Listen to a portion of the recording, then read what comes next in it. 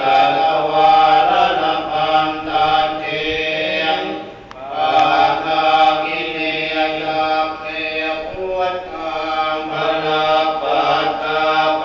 ฏิกานันจยังพลังอรหันตานันจะเตเจ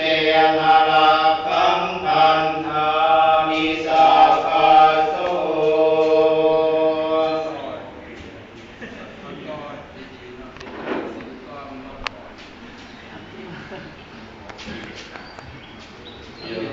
หลังจากรับน้ำพุทธมนต์เสร็จก็เชิญถ่ายรูป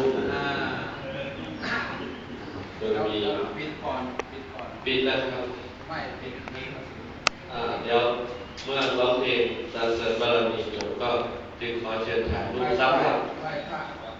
รับใบประกาศนะถ้าของใคร